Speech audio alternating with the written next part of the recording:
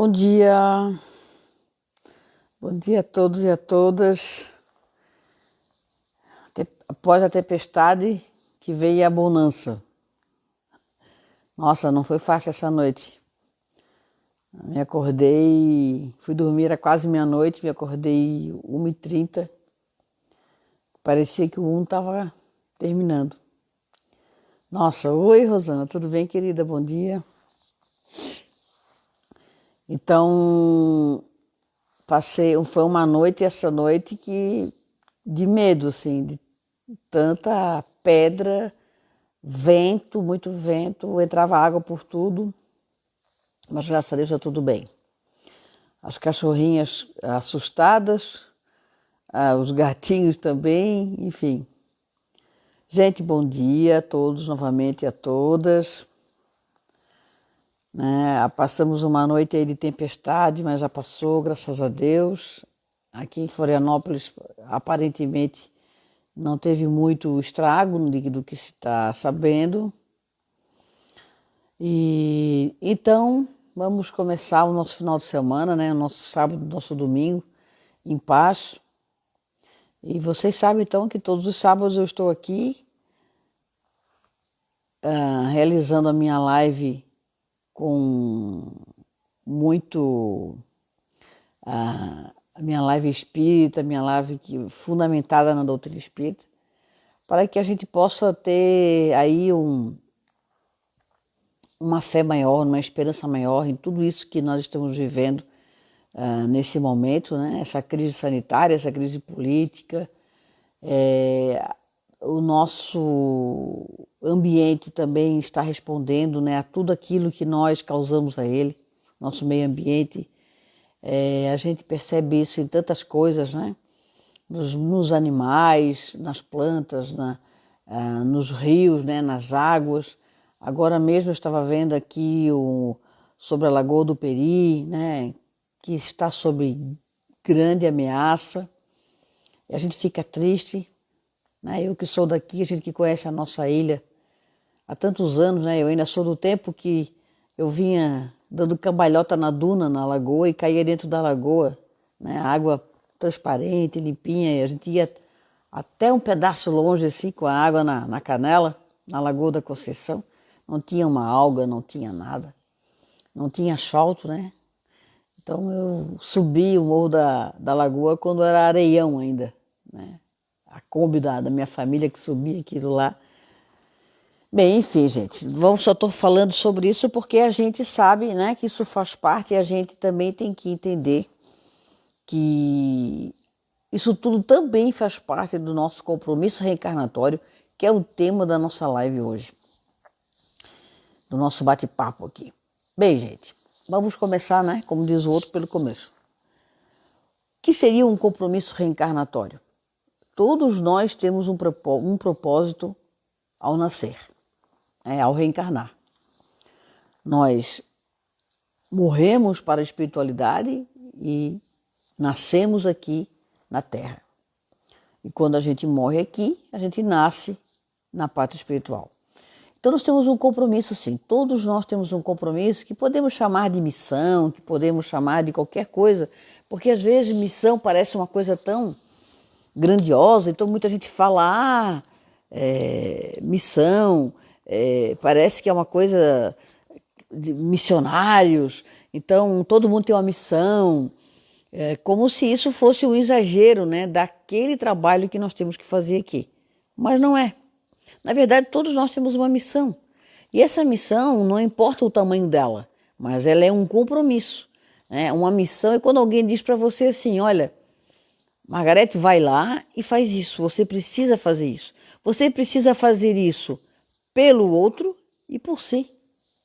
Porque quando se fala em missão, quando se fala em compromisso reencarnatório, nós não estamos aqui falando somente da missão coletiva, né? Da missão para o outro, mas também para nós. Porque nós precisamos evoluir enquanto espírito, todos nós precisamos evoluir. Nós viemos aqui, nós retornamos à Terra para justamente trabalharmos a nossa evolução. Realizarmos o aprendizado e daquele aprendizado a gente crescer enquanto pessoa. Esse é o maior objetivo. E, obviamente, que dentro desse objetivo, para o meu crescimento, eu também farei outras pessoas crescerem ao meu redor. Não é verdade? A partir do momento em que uma mulher sofre uma violência doméstica, uma violência seja ela qualquer, eu, enquanto mulher, eu também estou sofrendo junto com ela. A partir do momento em que um LGBT sofre uma violência, eu, enquanto LGBT, também estou sofrendo com ele. A partir do momento em que um homem cis ou uma mulher cis, héteros, sofrem violências, eu também estou sofrendo. Porque todos nós fazemos parte de uma grande massa energética. E que quando um desequilibra, os outros também desequilibram. Não tem como não desequilibrar. Eu sempre dizia nas minhas palestras, né, há muito tempo eu venho dizendo, gente, quando alguém tem uma dor lá no hemisfério norte, aqui no hemisfério sul a gente também vai sentir essa dor. Não tem como não sentir. A gente às vezes olhava, abria a televisão, né, no jornal, via aquelas notícias das guerras por o mundo afora, principalmente a guerra do Oriente Médio, né? As guerras, essas guerras que nós acompanhamos há anos e que nunca acabam, né? Nós acompanhávamos aquela, ou na época de Kosovo, né?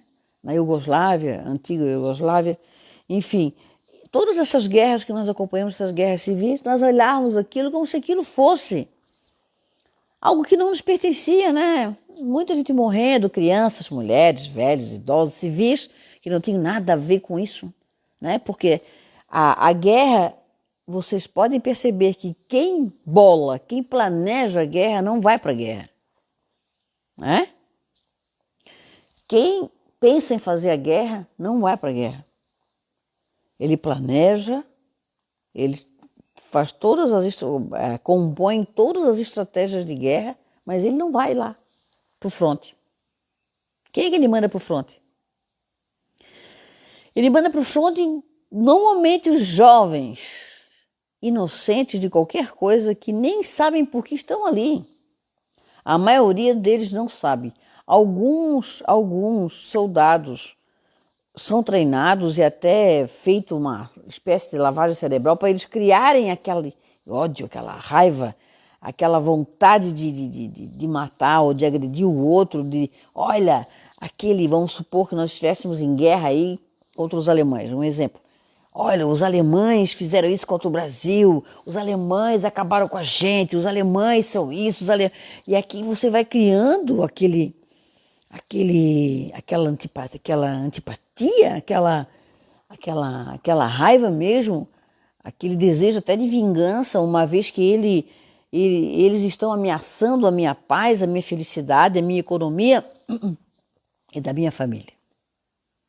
E, no entanto, né, quando o adversário vai para a guerra também, quem está bolando a guerra, o verdadeiro inimigo, que é aquele que provocou e que vai detonar a guerra, ele não vai para o fronte. Ele manda também os seus jovens para o fronte. E muitos deles, na sua maioria, sem saberem o porquê que estão lá. Então, o que eu quero dizer com isso é que, infelizmente, nós nascemos no bem. Nós somos, na nossa maioria, no nosso espírito, vive no bem.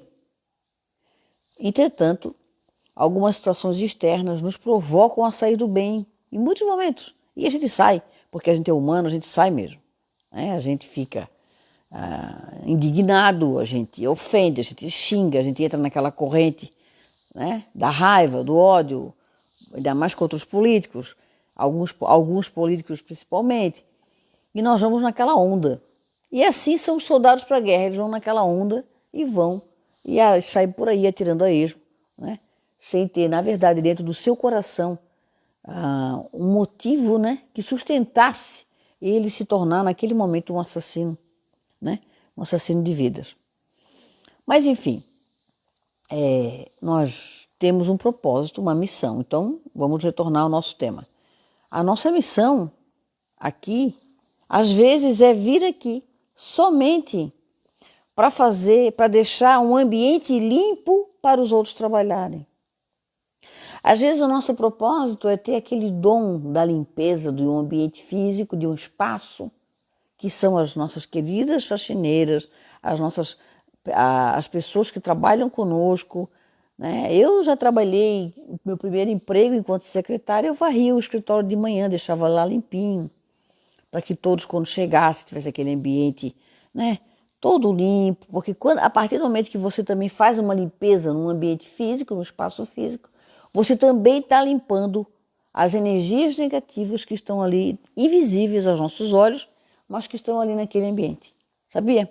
Quando você vai fazer uma limpeza, jogar coisa que não usa fora, quando você vai lá na sua biblioteca, pega os livros, limpa, tira aquele pó das prateleiras, olha, abre alguns livros e relembra algumas coisas, olha fotos antigas e relembra, as fotos mesmo fazem a gente viajar no tempo, retornar naquele momento você está fazendo também uma limpeza da sua psicosfera, da sua aura. Você está também dando uma oxigenação, né? Um impulso energético. E aí, então, é muito importante a limpeza dos ambientes, né? Às vezes as pessoas, muita gente, né, infelizmente, inferioriza as pessoas que fazem esse tipo de serviço, como se elas fossem menores ou piores ou inferiores àqueles que realizam grandes empreendimentos, né? Seja na literatura, na arte, na política, nas profissões quaisquer que sejam elas. E, no entanto, todas as pessoas que estão aqui hoje entre nós, elas têm um vínculo conosco, elas têm o seu propósito, elas têm a sua missão.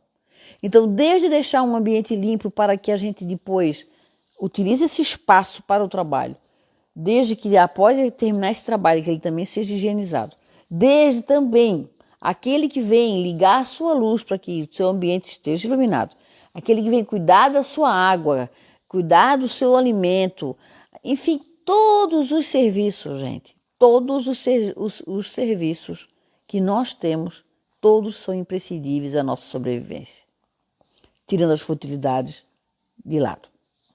Então, todos nós temos um propósito, uma missão, todos, sem exceção.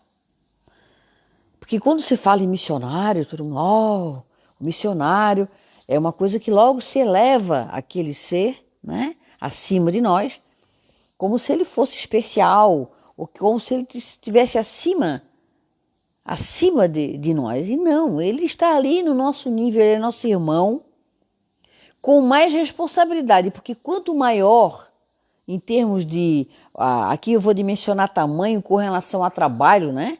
Porque tem trabalhos que são gigantes e que beneficiam muita gente, então são trabalhos grandes. Então, quanto maior o trabalho, maior a responsabilidade. A quem muito é dado, muito será pedido.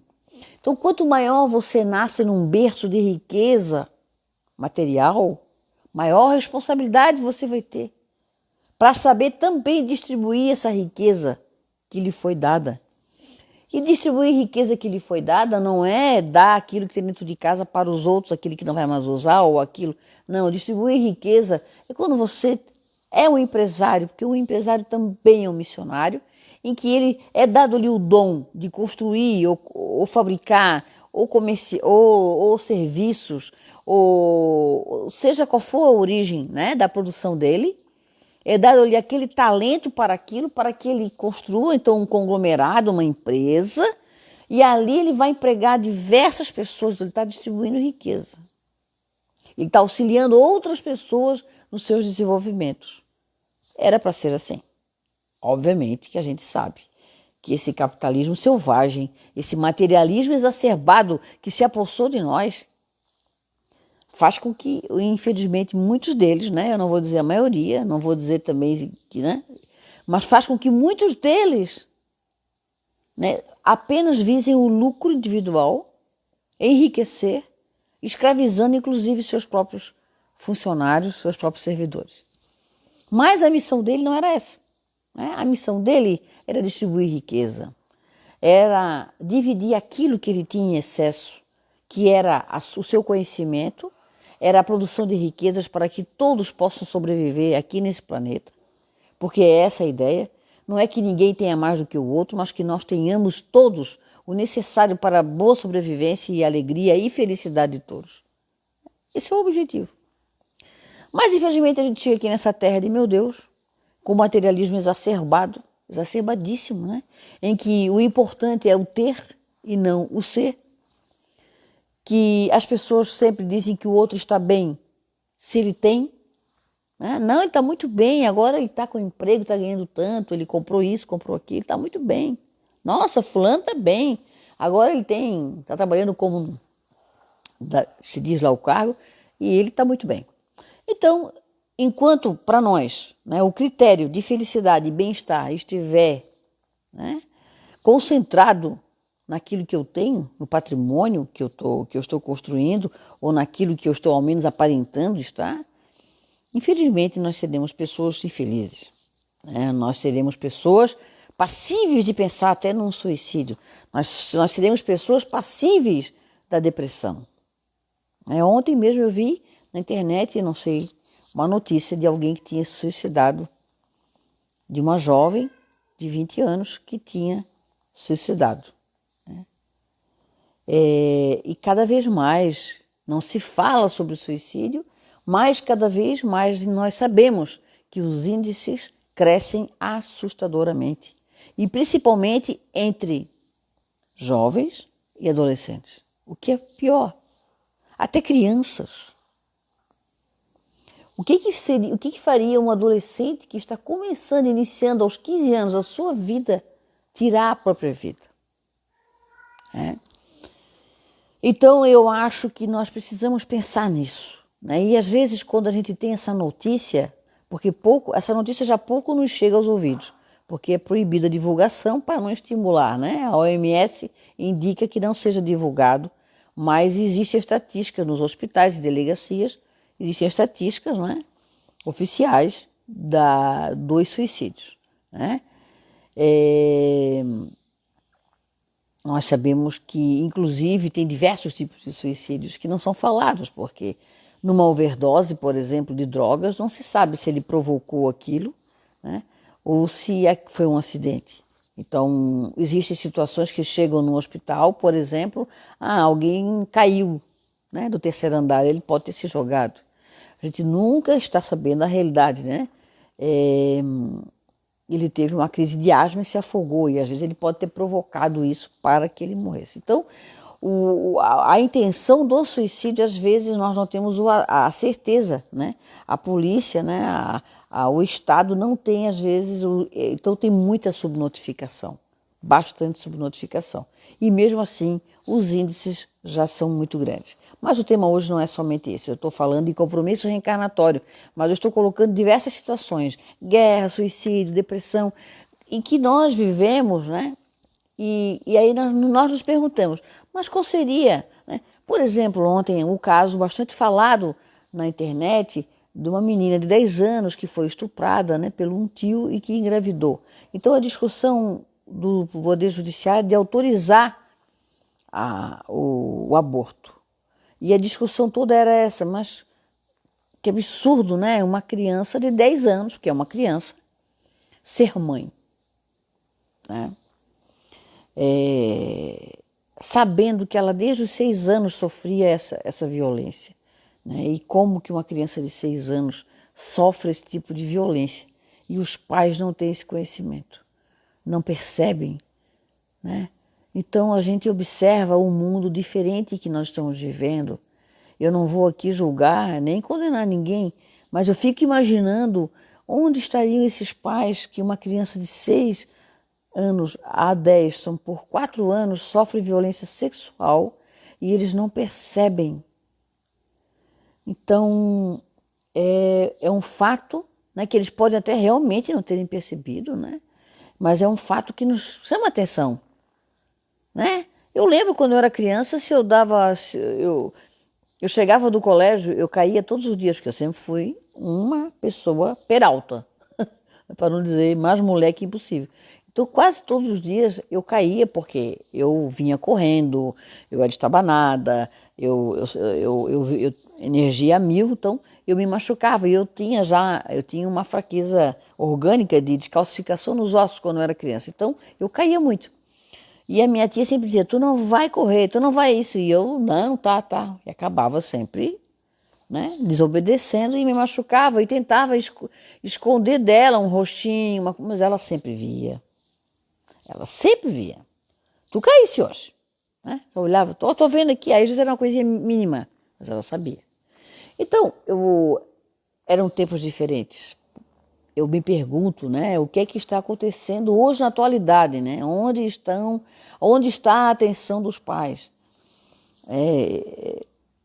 É um pensamento. Então, a discussão hoje na internet é essa, que o juiz já tinha que ter autorizado, tinha que ter feito o aborto. Afinal de contas, é uma criança que vai ser mãe sem saber nem o que é ser mãe, né? Porque ela nem teve ainda o direito, a vivência da infância dela. Né? Ela não teve direito à vivência da criança que ela foi. A criança dela não viveu até aqui. Mas eu não vou entrar nessa discussão porque ela é bastante complexa e com fundamento espírita também, eu não vou entrar nessa discussão. Mas eu estou perguntando, isso tudo tem a ver com compromissos reencarnatórios. Né? Sim, muitas crianças não são bem cuidadas, muitas crianças, eu sei disso, nem todas são, mas eu digo que há algum tempo atrás eu acho que existia uma ligação maior de atenção com os filhos, né? Eu penso que hoje, mesmo que um pai e uma mãe não se importem com o seu filho, o que eu acho difícil, os dois ao mesmo tempo, né? Às vezes um deles pode não se importar, mas eu acho que toda criança, principalmente com essa idade, ela tem uma atenção especial, né? Mas enfim, eu não vou aqui de novo julgar, não vou. Eu estou colocando o seguinte, compromisso reencarnatório. Qual seria o compromisso reencarnatório desses pais e dessa própria criança? Porque ela é um espírito que acabou de completar a reencarnação. Então, para isso, eu vou fazer uma preliminar sobre reencarnação. Eu já tenho falado isso em todas as minhas lives, mas eu vou voltar a falar. Nós retornamos diversas vezes a esse planeta. Eu desencarno hoje, eu morro hoje, eu vou para a espiritualidade. Onde eu vou ficar eu não sei, né? Eu não sei, não existe uma regra geral. Olha, acontece assim, desencarnou, vai para um pronto-socorro espiritual, depois do pronto-socorro vai para um hospital, fica internado se tratando do mal que o acometeu aqui na Terra, né? Porque a gente ainda, como a gente tem espírito, o espírito ele não tem forma, ele é uma essência, ele é, né? O nosso espírito é uma essência, então ele não tem uma forma. Quem tem a forma é o perispírito, né? Que é um corpo semimaterial, mas não é apalpável e nem visível aos nossos olhos materiais. Mas quem tem a propriedade mediúnica da vidência consegue enxergar. E quando ele vê um espírito, ele está vendo o perispírito, que é a forma que ele aparenta física, é quem eu era aqui. Se eu desencarno hoje, eu vou aparecer aqui como eu sou, né? Então, o perispírito, ele carrega nele, ele é o nosso HD. Ali está tudo registrado, as nossas vivências anteriores, as nossas emoções, tudo que aconteceu com a gente, está ali no perispírito. Não? Então, às vezes, e nós temos um compromisso reencarnatório aqui. Então, a gente desencarna, vamos supor que eu desencarnei do Covid, que Deus me livre, né? De qualquer coisa, agora não quero ir, não. A partir do momento que desencarna, doente, né? A gente chega na espiritualidade, sai, né? Morreu. Né? O cordão, o fio prata que liga o espírito ao corpo físico rompe. Então, desencarnou. Ele chega na espiritualidade, ele é levado normalmente, como eu falei, não tem regra geral, a um pronto-socorro, atendido ali como se estivesse doente, e está doente ainda, porque o seu perispírito ainda está doente com aquela doença que me matou. Ele ainda está. Eu ainda sinto a falta de ar, eu tenho febre, ainda estou doente. Por quê? Porque o perispírito, ele fica ali entre o corpo físico e o espírito. Então, se o meu corpo físico ficou doente, meu perispírito também ficou. Na verdade, Quem fica primeiro doente é o perispírito. Aí eles explodem no corpo físico. Quem primeiro fica doente é o nosso perispírito. Aí eles jogam no corpo físico. O que é uma cirurgia espiritual? É quando a espiritualidade intervém no perispírito. Ela não intervém no meu corpo físico. Ela mexe no meu perispírito, aí o perispírito cura, automaticamente a cura vai para o corpo físico. Então o processo é de dentro para fora. Então, ao desencarnar, eu ainda vou estar doente por um tempo. Então, eu vou estar sendo tratada, adormecida ainda, né? É um trauma muito grande a transição, né? A gente não lembra mais. Deve ser muito traumática, ainda mais quando a gente não espera e quando não quer. Não, ninguém quer, na verdade, né? Mas assim, quando a gente não espera, né? Quando a gente é pego um pouco de surpresa. Então, é bem complicado isso.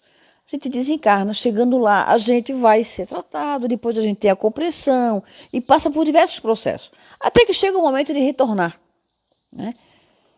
Eu diria, eu não tenho estatística aqui, né? Isso é tudo que eu falo, é tudo em cima da literatura kardeciana e da literatura espírita em geral, mas eu diria, e principalmente os mentores de Chico e de Divaldo, que são aqueles que eu, da Dona Ivone, né? Algumas pessoas que eu tenho uma completa fé, né, e acredito, e é baseado neles que eu estou aqui falando.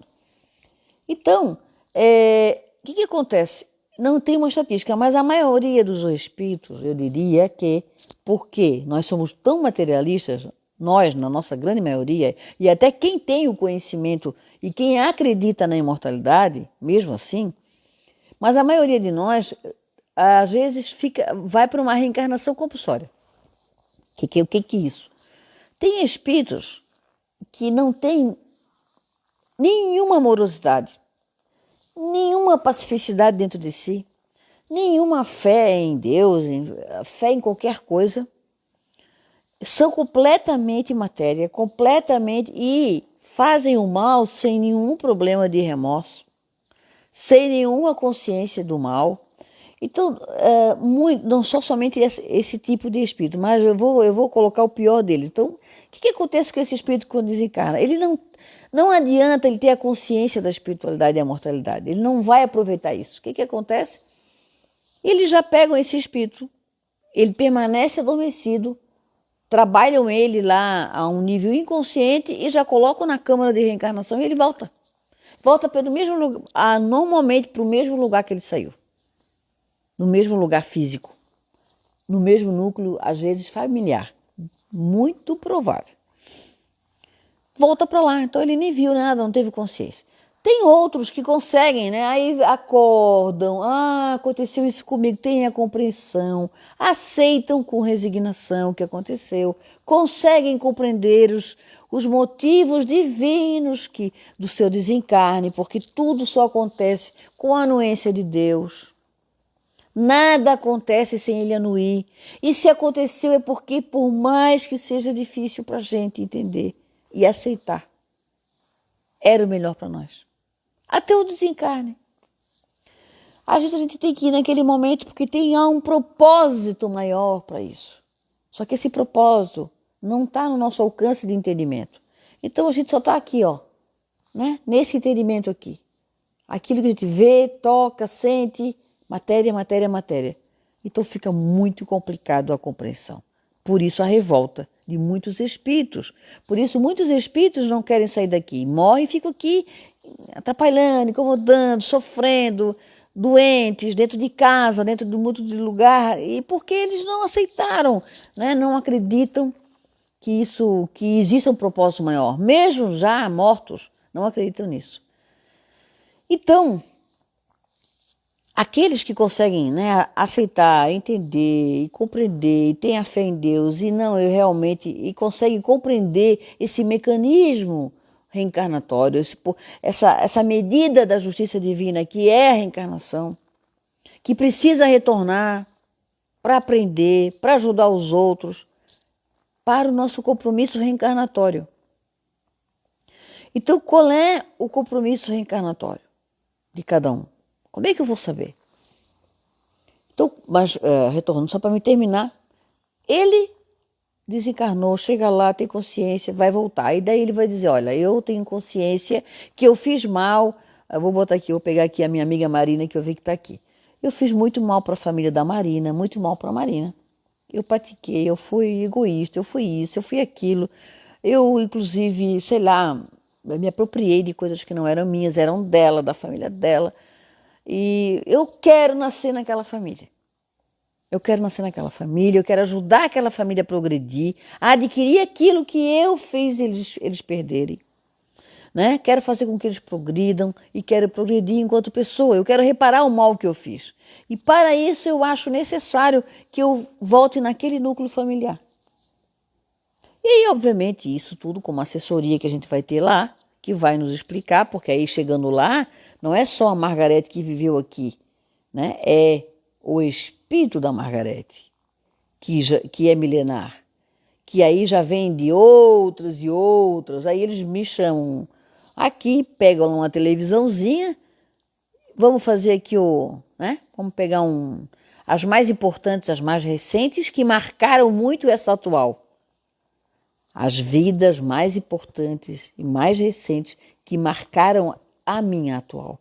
Porque foi com esse propósito que eu vim. Aí, olha, aqui, ó, tá vendo? As tuas 4 últimas, se eu fizesse isso, as tuas 5 últimas, seja o que for. E todas elas tu prometias que ia fazer isso, e tu nunca fizesse. E essa agora também era para ter feito. E tu não fez de novo. Tá, eu volto de novo para o mesmo lugar, para o mesmo núcleo da mesma egrégora, né, dos mesmos espíritos que eu desagreguei, desequilibrei. Eu volto para o mesmo lugar, para a mesma família, para o mesmo núcleo. Eu vou encontrar quase as mesmas pessoas, porque de novo, eu não consegui andar para frente. Ninguém anda para trás, gente. Ninguém volta. Ninguém dá ré. Agora, o que pode acontecer é não dar um passo. E como dizia o nosso querido Chico, 1 centímetro de passo já é evolução. Então, o propósito reencarnatório. Então, eu vim aqui. Vamos supor, Margarete, tu vais reencarnar para que tu seja uma palestrante espírita, divulgando a palavra do Cristo, porque por muitas vezes, em muitas encarnações tuas, fostes alguém que tinha já uma liderança na comunicação. No entanto, esse poder que tu tens, enquanto característica tua de espírito, utilizasse para o mal. Levaste uma multidão para o erro, levaste uma multidão para o sofrimento. Contestaste muitas vezes a existência do Cristo, a fé em Deus, enfim. Sempre lutaste contra a maré, digamos assim. Então, o teu propósito é retornar, vais encontrar esse povo que tu levaste, que tu mal orientaste, este povo que levaste ao abismo, ao sofrimento, vais encontrar e vais ter essa nova oportunidade de levá-los à luz. E aí eu vou dizer, eu vou fazer isso, eu quero muito fazer isso, eu vou fazer isso, me deem condições que eu vou. E aí eu reencarno. Gente, isso é tudo hipotético, né? Isso aqui não tem nada de verídico. Não que eu saiba, né? Eu retorno, venho para cá. Então, o meu propósito é esse. O meu propósito é a fala, é divulgar o Evangelho, divulgar a palavra de Jesus, e eu volto para perto, eu vou acabar convivendo com as pessoas que eu já fiz, que eu já causei sofrimento. Eu venho para reequilibrar isso. E elas também, algumas comigo, né? Nós não somos somente algozes, nós somos vítimas também. Né? E aí, mas normalmente nós somos vítimas de más escolhas nossas. Né? Nós somos vítimas de nós mesmos. Mas enfim, retornamos com esse propósito. Chegando aqui, eu sou aquela pessoa maravilhosa que fala, que é um comunicador de estirpe. Enfim, e percebo que eu sou um comunicador desses e resolvo, eu vou ganhar dinheiro com isso. Né? Porque eu chego aqui, o mundo é extremamente materialista. Eu também tenho que sobreviver, minha família não tem dinheiro. Eu vou ganhar dinheiro com isso. Então, eu começo, Não tem problema nenhum, gente, ó um parêntese, né? Eu estou falando aqui de divulgar a palavra de Jesus, que o meu propósito seria esse, né? E eu, quando percebo que eu tenho esse poder, esse carisma, esse magnetismo, e que eu consigo atrair multidões, eu resolvo ganhar dinheiro com isso. E o propósito não era ganhar dinheiro. O propósito era realmente divulgar essa palavra, mas que eu faça com que elas realmente penetrem o coração do outro, para que eles sejam pessoas melhores. Porque como eu já causei o mal, eu preciso causar o bem agora. E esse é o propósito, esse é o compromisso reencarnatório. O que acaba acontecendo? Eu chego aqui e não faço isso. Eu resolvo, como a gente sabe, né, de muitos casos que eu não preciso citar, infelizmente, de alguns profissionais, que eu digo que não são nem religiosos, são profissionais que dizem que são cristãos, né, e que divulgam a palavra e que passam, e que o negócio, na verdade, porque hoje muitas igrejas se transformaram, né, em business, né? Um grande business as igrejas, né? São churches business que dá muito dinheiro, né? Abrir igreja. E aí exploram a fé, né? Vender bago de feijão milagroso, terreno no céu. E olha, gente, a gente já viu até o remédio do Covid sendo vendido, né, em igrejas. Então são pessoas missionárias que vieram com a grande missão de trazer a fé e a esperança e o amor para todos, né, trazer a confiança na vida, e chegaram aqui e resolveram explorar a fé alheia, explorar o sofrimento alheio, porque são pessoas que normalmente, às vezes, procuram as igrejas com extremo sofrimento, porque ninguém vai para uma igreja, procurar um centro espírita, porque está bem. Eu canso de dizer isso lá na sede. Quem me conhece lá do grupo de equilíbrio sabe. Alguém está aqui porque um dia acordou e disse assim: gente, eu preciso conhecer o espiritismo, eu quero ir lá na sede, quero ajudar as pessoas, quero ver se eu tenho algum propósito na minha vida, eu quero seguir esse propósito. Enfim, eu estou indo lá porque eu quero ouvir uma palestra, né? E aí, não, ninguém vai, a maioria não é assim, a maioria vai pela dor, a maioria vai porque está tudo errado, está tudo dando errado na vida, está tudo no chão, às vezes é um grande sofrimento, às vezes uma perda, né, de alguém que desencarna, às vezes uma separação traumática, uma perda financeira gigante, é sempre assim. Mas não tem problema, se esse foi o instrumento para levar a pessoa para a verdade e para o luxo, tá valendo, né? Desde que a gente compreenda isso, né? E não vá lá para resolver esse problema e depois voltar para casa, porque não é assim, né? Igreja nenhuma, centro espírita nenhum, seja qualquer religião, seja qualquer filosofia, vai nos dar a receita do bolo, para o bolo ficar lindo e maravilhoso e nós sermos felizes para sempre, né? Eles vão nos dizer os caminhos que se pode tomar para que nós sejamos pessoas mais felizes e melhores. Então o propósito era esse, eu venho aqui e faço tudo errado. O que vai acontecer? Eu desencarno, eles vão olhar para ele e dizer: pô, Margarete, de novo. Nossa, é a 5ª vez em seguida que tu dizes que vais fazer e não fazes. Olha o que tu fez de novo, Margarete. Fosse lá e fizesse isso. Aí nossa, tem aquela crise, né, existencial, aquela constatação, né, que realmente, novamente eu errei. Novamente eu estive em contato com aquelas pessoas que eu precisava ajudar, que eu precisava colaborar. E novamente o meu gênio difícil, novamente a minha ambição, o meu interesse materialista, enfim, todas aquelas qualidades, aqueles adjetivos que não são qualidades, né? Que norteavam o meu espírito, que norteiam o meu espírito e norteavam, então estão ali.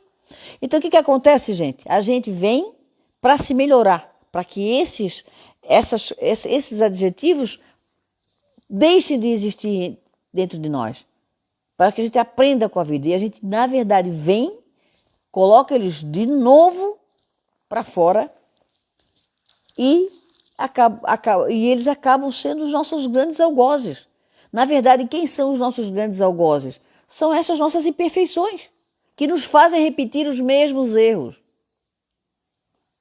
Os mesmos de sempre. A vaidade, o egoísmo, né? A ânsia de poder. Tem gente que acha que vai desencarnar e vai ter um tapete vermelho. Pô, olha, eu sou do tribunal, sou desembargador, eu sou juiz, eu sou ministro. Olha, eu sou governador, sou prefeito, sou um deputado, enfim. Sou empresário, dono de uma empresa. Não, gente, olha, como dizem, né? A gente fala muito, vai para o mesmo buraco e vai mesmo, né? O corpo vai para debaixo da terra ou vai ser cremado, né? O corpo é perecível e some, desaparece. Mas nós, a nossa essência, quem nós somos, não. E aí, continua por aí. Então, o compromisso reencarnatório é o nosso propósito de estarmos aqui. E nós seríamos pessoas muito mais felizes e satisfeitas conosco se nós realmente estivéssemos nesse caminho do compromisso reencarnatório. Nesse caminho do propósito. Por que eu estou aqui? Eu não vim para esse mundo para ser linda, maravilhosa, namorar todo mundo, casar, ter filho, comprar carro, casa, ficar rica e... Não, né, gente? Não. Agora, é difícil não vivenciar a vida materialista? Eu acho que sim, porque na verdade está todo mundo meio que vivendo isso. Mas adianta? Porque a felicidade do meu filho é ter casa própria. A felicidade do meu filho é ter o carro que ele quer. A felicidade da minha filha é viajar para onde ela quer. A felicidade da minha filha é comprar uma roupa de marca. Não é, gente.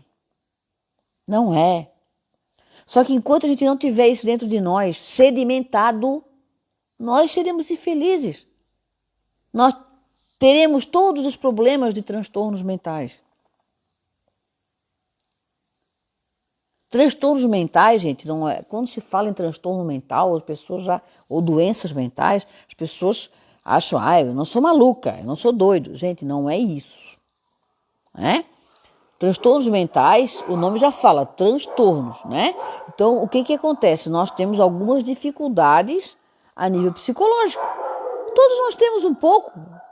E, obviamente, que nem todos têm que precisam ser medicados, mas que todos nós precisamos fazer terapia, todos nós precisamos. Hoje eu ainda li uma frase que acho que é do Mia Couto que diz, né? Eu tenho um monte dentro de mim, né? Um monte de pessoas dentro de mim e todos lutando para ter a minha vida, né? Então, percebam a nossa trilha sonora Luna e Melk, não tem como evitar, gente. A trilha sonora tá demais, olha. Se eu não tivesse aqui, já estava gritando. Então, nós temos que tentar nos retornar ao trilho com relação ao que a gente tem que entender o que é que a gente veio fazer. A gente precisa, primeiro, processo de autoconhecimento. Como é que a gente faz isso? Terapia e meditação. Importante para todos. Quem tem ainda algum problema de ordem psicológica tem que tratar. Tem um transtorno de bipolaridade, tem o borderline, tem uma depressão, tem diversos outros nomes aí, uma esquizofrenia, que é um pouco mais grave, até uma psicopatia. Psicopatia acho que nem tem um tratamento específico, mas os outros têm. Nós todos temos alguma dificuldade, porque nós temos diversas personalidades dentro de nós, sim, temos. Por isso, às vezes, a gente se cobra tanto, né? Às vezes a gente pensa assim, eu queria tanto casar, tanto ter uma companheira, um companheiro, aí acha alguém, namora, noiva, casa quando está casada. Ai, meu Deus, que saudade da minha vida de solteiro, porque é muito ruim, tá casado é muito chato, todo dia. Eu queria trocar de profissão, não quero mais ser advogada, quero ser engenheira, porque é muito chato ser advogada, aí vai lá, estuda, faz uma faculdade, vai para engenharia, daqui a pouco está insatisfeito de novo. Por que a gente vai ter essa insatisfação que parece que é infinita, interminável? Essa insatisfação é porque nós temos diversos eus dentro de nós pedindo alimento aqui. Só que a gente tem que ter o bom senso do discernimento e perceber que nós temos um propósito. Aí, aonde que esse propósito está linkado? Aonde que ele está? Aonde que ele está? Em qual profissão talvez eu cumpra melhor o meu propósito, o meu compromisso reencarnatório? Só um minutinho, gente. Luna! Desculpa, sou obrigada, que senão ela não para de latir. Então, novamente, né, para não perder o fio da meada, nós precisamos autoconhecimento, fazer terapia, meditar, 15 minutos diários, 10 minutinhos que seja. Colocar uma musiquinha, relaxar, ouvir, para que a gente volte para a gente. Então, agora a gente tem tido esse tempo, né?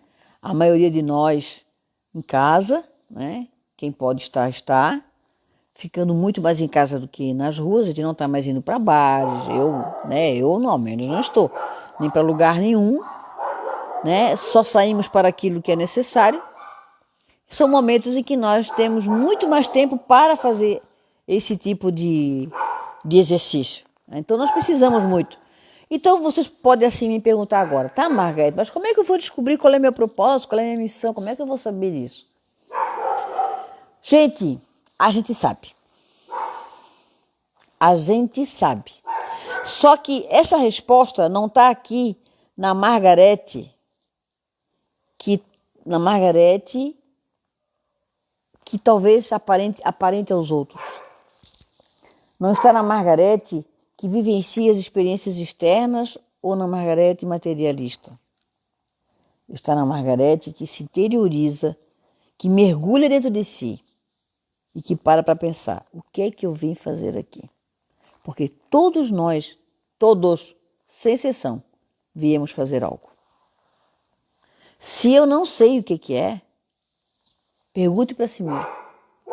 Pergunte para si mesmo que vai ter essa resposta. Cada um utiliza a metodologia que mais lhe é fácil, né? Que mais lhe é adequada. Né? Agora aqui o meu amigo Simon falou que se conecta com a natureza. Na natureza ele consegue se fazer aquela conexão e dar um mergulho dentro de si.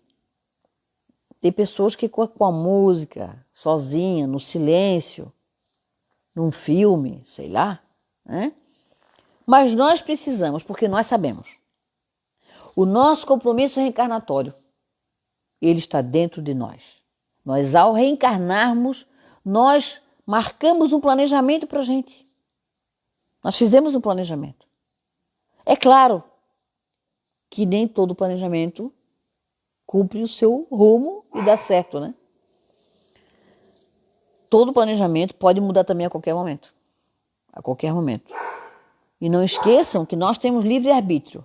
O destino é traçado por nós. Não é algo divino. Deus olha para ti, a Margareth vai aguentar a Luna latindo aqui até a noite, né? A Margareth vai trabalhar como advogada até o último dia. Não tem destino, nada marcado. Existe o planejamento que eu tracei para mim. Eu disse lá, eu pensei antes de reencarnar, bem, para que eu possa reparar isso aqui que eu desequilibrei, né? Para que eu vou ter que fazer isso. E eu vou cumprir fazendo isso, vou encontrar tal pessoa porque eu acho que eu preciso encontrar, preciso viver isso, preciso viver aquilo, tá? Então a gente tem mais ou menos aqui o plano. O plano está aqui dentro de nós. E tem o propósito maior, que é o propósito que a partir do momento que tu está dentro dele, tu te sente bem.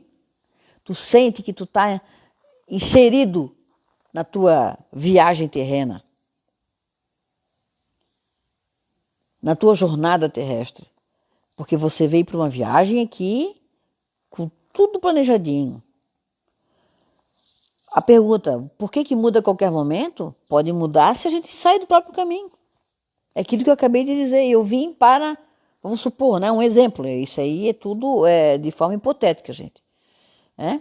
Vamos supor que eu tenha vindo para como eu falei aqui, para divulgar a palestra a palavra de Jesus e me perdi aí e resolvi começar a cobrar para falar de Jesus, né?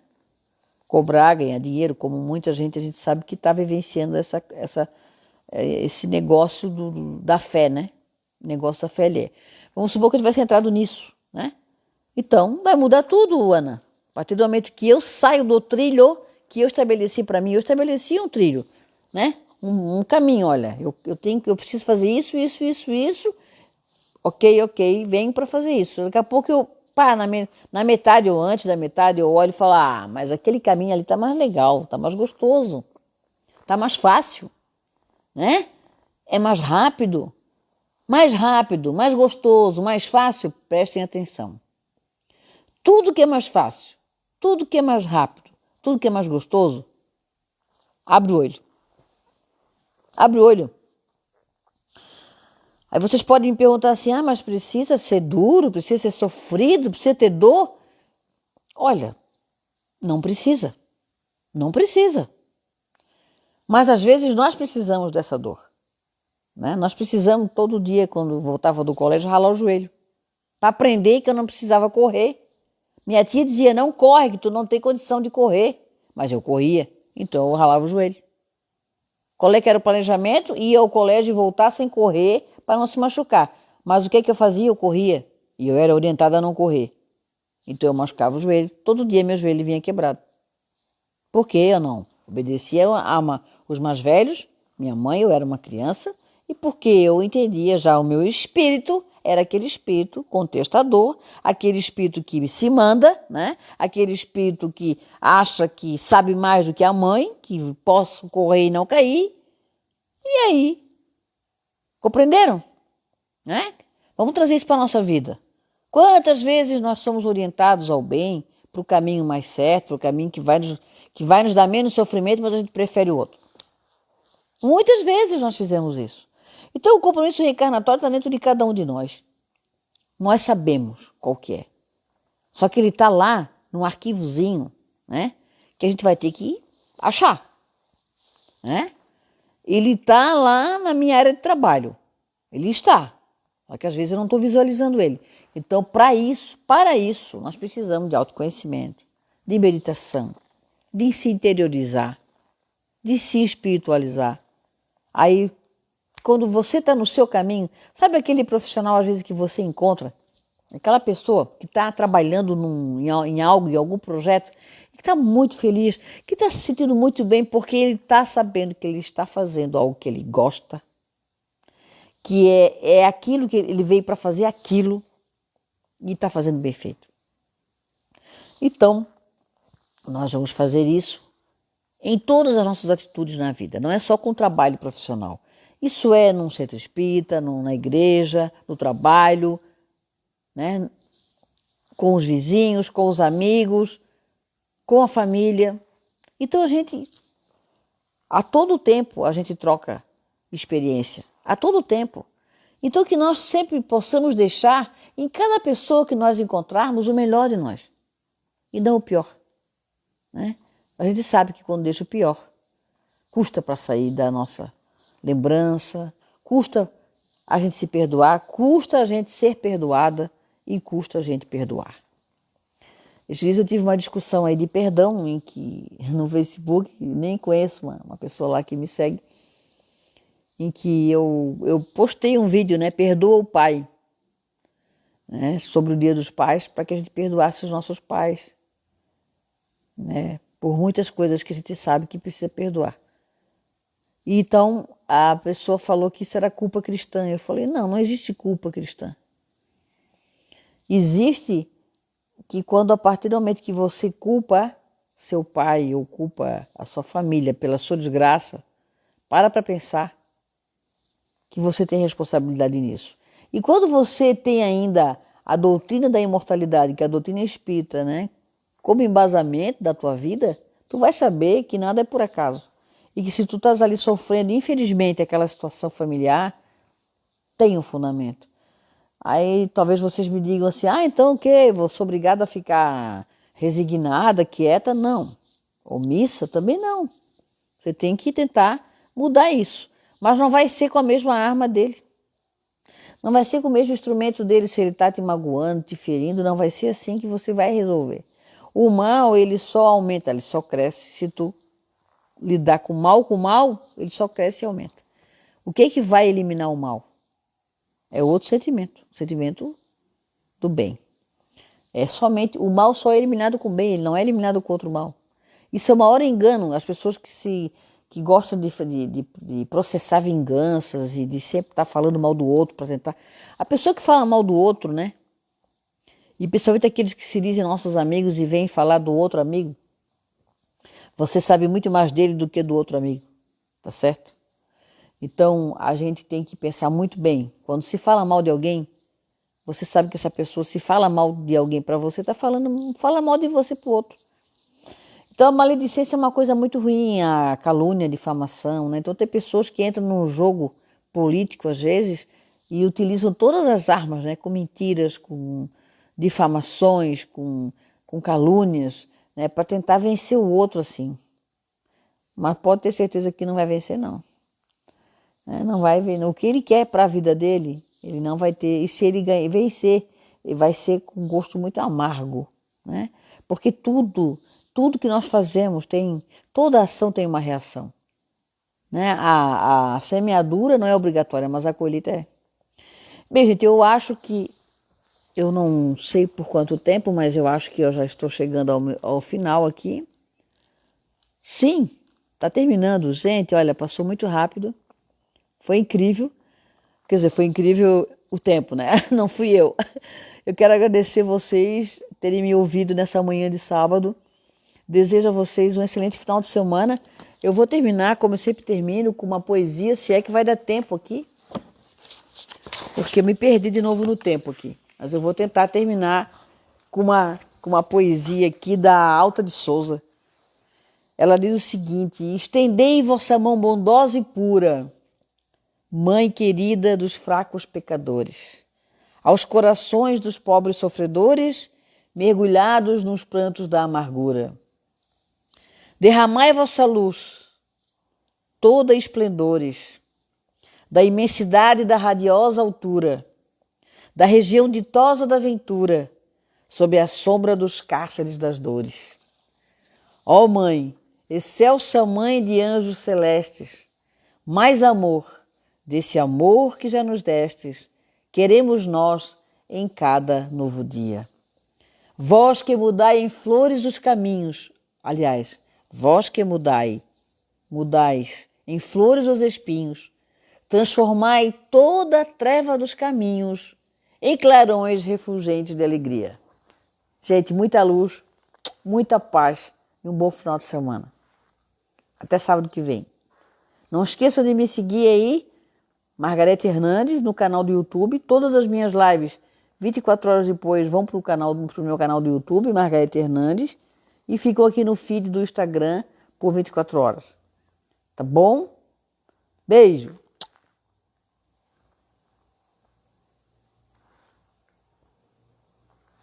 Obrigada, gente. Obrigada.